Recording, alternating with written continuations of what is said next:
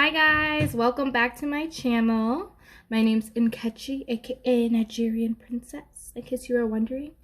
So the video today is about the school I go to, Chamberlain. For many of you who don't know, I'm currently in my last full year of nursing school. I go to Chamberlain University College of Nursing. It is basically an accelerated program over the course of 3 years. And by the time you graduate, you get your RN and your BSN. So basically, I wanted to just give like a quick rundown of the school. And hold on. I want to give you guys like the top 5 things to know before you go to Chamberlain and apply. Number 1 is tuition. Now, when I do clinicals, a lot of the nurses or the techs there, I'll tell them like what school we're like doing our clinical from, and they'll be like, that school's so expensive and da da da da. But I want to like disclaim this, like disclaimer. Like that's not true. I mean, for a 3-year program, maybe it's expensive, but compared to like traditional like 4-year track schools, it's actually on the less expensive side. Because so far, I think I've paid like $8,000 a year, like for a full school year over the course of 2 years, because I transferred in with credits, so I only have to do 2 years and 2 months, and then I graduate next year in the summer. Woohoo! But if you think about it, it's like 16, and then like the 2 classes I'm taking at the end, which is like $1,000. So I'm like a grand total of $17,000 for my BSN. And if I went to like another school like JMU, GMU, like an in-state school, I would have been paying like $12,000 a year over the course of 4 years, which is like $48,000. So like $17,000, $48,000. It's very, very difficult. I mean, not difficult, different financially wise. I think it's important to come in like having your FAFSA done, knowing your like financial status, knowing what the loans you can take out. Like it's very fast paced and the deadlines are really quick, so you have to stay on top of that, especially with compliance, which I will get to in a different point. But yeah, tuition, like just know, and they work with you so well. My advisor is Brittany, and she is amazing. Like I talk to her, I email her. It's very easy to get in contact with these people, so you know, if you have any questions, student services. Yes. And we recently moved. I go to the Texas Corner campus now. We used to be in Crystal City, but now we moved. But love the campus. Amazing. See where my money went. Number 2. Class scheduling.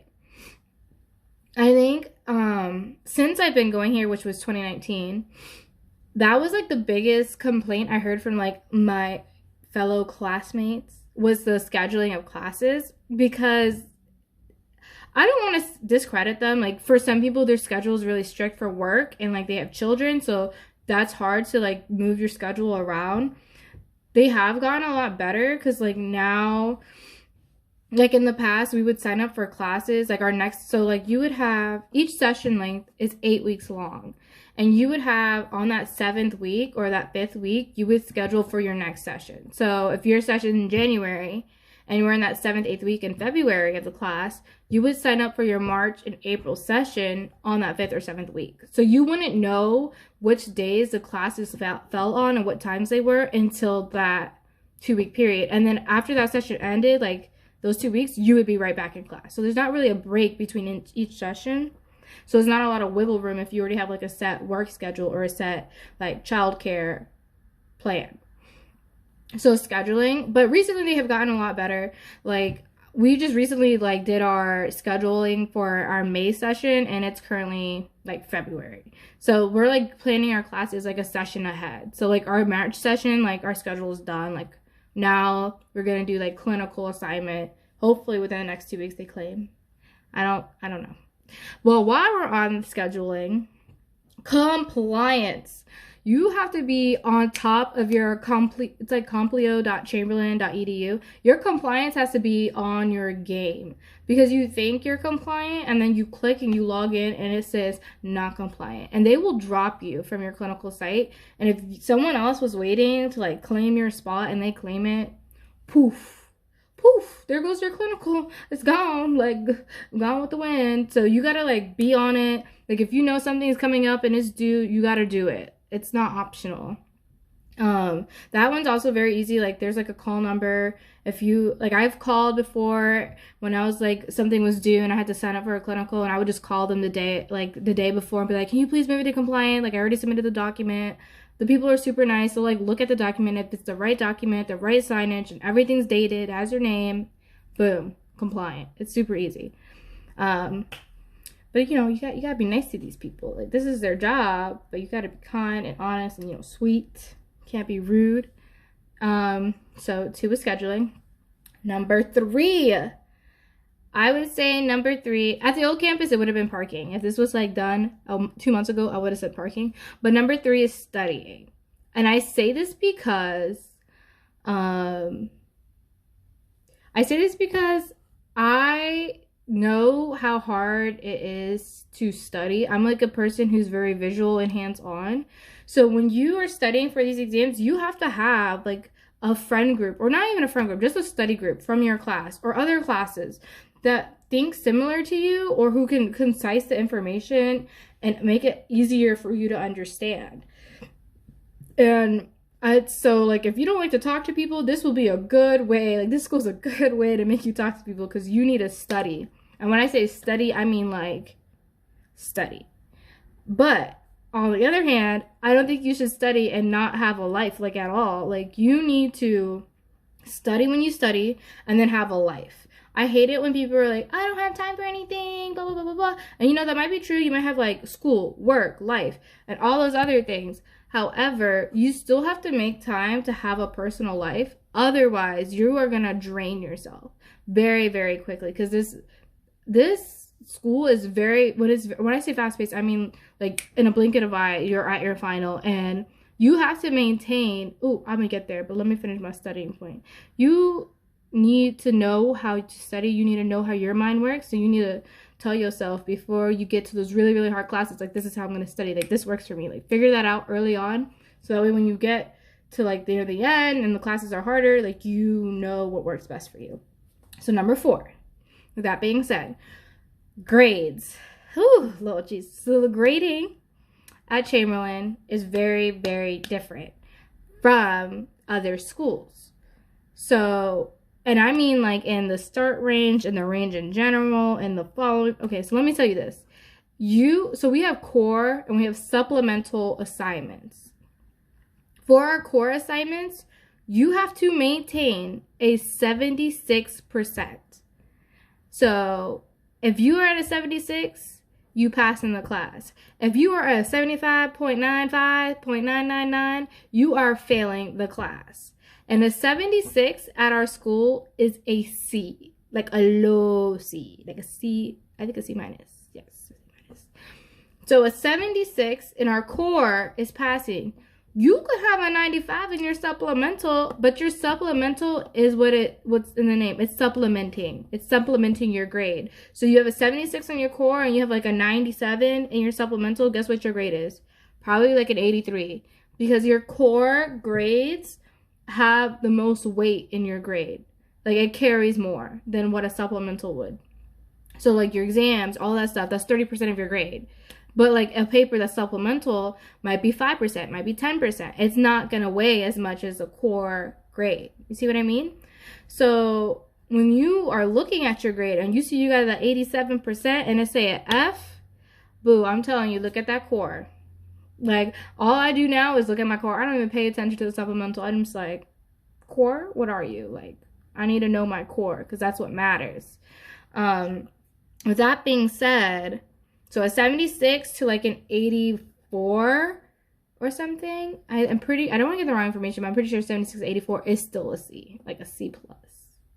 And then from an 85 to a 91 is like B, so like a B plus is like a 91, and then 92 and up is an A. So yeah, it's difficult to get an A, but you can do it. So that was my 4th point. So I said tuition, I said compliance, I said studying, I said grading, and number 5 is gonna be clinicals. So I told you about scheduling, I told you about compliance, I told you about clinicals. So clinicals is good, and I feel like the way to get the most out of your clinical experience is to plan the day ahead. It depends on your instructor. You might get an instructor that assigns you your nurse, or you might be able to choose your nurse. For the last 2 sessions, I was able to choose the patient I wanted, and whoever the patient I had was usually the nurse that was assigned to. However, I think it's really important before you go to clinical to know what what your weaknesses are and what you want to improve on. Like, don't keep working at skills that you are strong in. Like, if you are strong in suctioning a trach tube, that should not be what you continue to work on. Yes, it's good to upkeep those skills and stuff. Like, that's what we have SimLab for, which is a great thing. Shout out to SimSAF. But work on something you're not good on. If you're not good at inserting a catheter, that's what you should be asking your nurse to show you, or have them talk you through it while you're inserting the catheter. Another thing is, a lot of locations don't like you following their nurses around. The first thing I do whenever, my current session, I'm getting assigned a nurse, the first thing I ask them, him or her, I'm like, is it okay if I look at you and you give me tasks and I just do my tasks? I'll follow my nurse for when we do change of shift and they're doing report, I'll follow them then, and then they'll let me know. They're like, oh yeah, I want you to follow me. I'll teach you all this stuff. I'll show you this. You can do all this other stuff.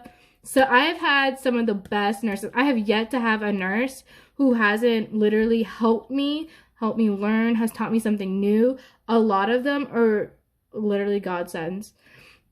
My one nurse, shout out to Sophia. I'm not gonna say her last name, obviously, but I had her at MedStar Washington Hospital, and she taught me so much. Her and Chris taught me so much, and I'm so thankful for them, because I literally felt like I wasn't learning as much, or not learning as much, but I felt like I was stagnant, and they really helped me learn to do technical skills like priming tubes, starting an IV line, all this other good stuff, removing a catheter, cleaning a colonoscopy bag. These are things, when you create those relationships with your nurses, it helps you in the long run too, because sometimes you need a recommendation, but it also helps you because they trust you, so they give you more responsibility with patients that are under their license and in their care.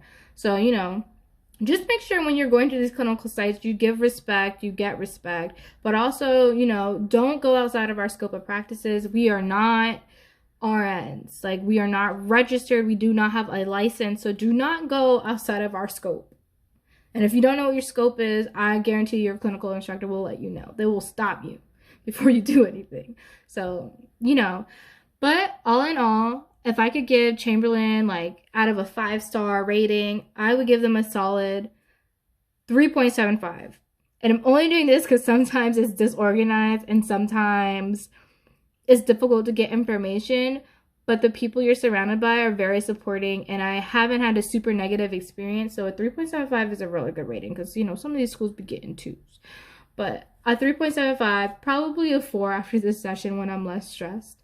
But I implore you guys, go out there, go look at these pamphlets on Chamberlain, go look at these other Chamberlain videos, get your own opinion, tour the campus. It's beautiful if you're in the Tyson Corner, Virginia area.